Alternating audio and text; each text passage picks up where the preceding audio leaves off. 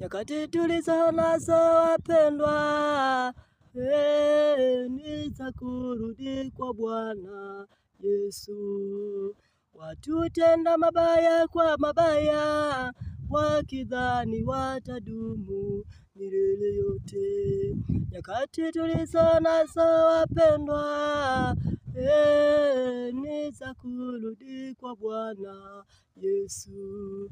Watu tenda mabaya kwa mabaya, wakidhani watadumu milele yote.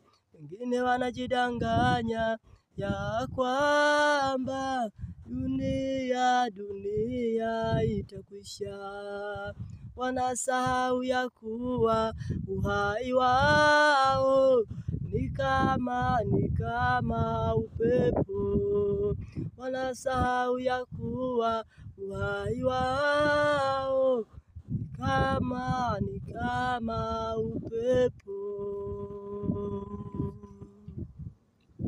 Watu wengi wanatenda matendo yaliyo mabaya wakiamini ya kwamba dunia hawataiacha.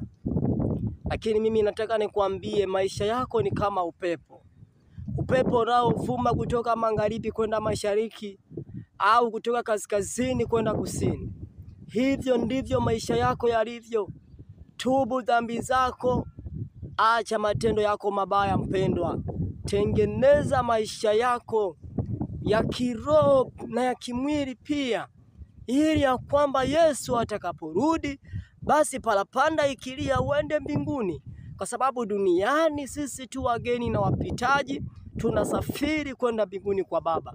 Ingekuwa ni heri kwako wewe ungetubu dhambi zako zote na makosa yako yote, maana Biblia nasema aungamaye dhambi zake na kuziacha, huyo ndiye atakayepata rehema, na anitafutaye kwa bidii, huyo ndiye atakayeniona. Kwa hiyo Biblia nasema pia aonywaye mara nyingi akishupaza shingo zake atavunjika ghafla, wala hawezi kupata dawa. Nami ninaionya dunia leo, tubuni dhambi zenu, acheni matendo mabaya, jifunzeni kutenda matendo yaliyo mema, ili muweze kumiliki duniani na hata mbinguni. Yesu yupo karibu kuja kulichukua kanisa lake. Yesu yupo karibu mpendwa, kuja kulichukua kanisa lake. Tubu dhambi zako, tengeneza maisha yako, mwamini Yesu Kristo awe Bwana na Mwokozi wa maisha yako. Sema, Bwana Yesu, naomba unisamehe dhambi zangu na makosa yangu yote ambayo nimeyatenda mbele za uso wako. Futa jina langu kwenye kitabu cha hukumu, andika jina langu kwenye kitabu cha uzima wa milele.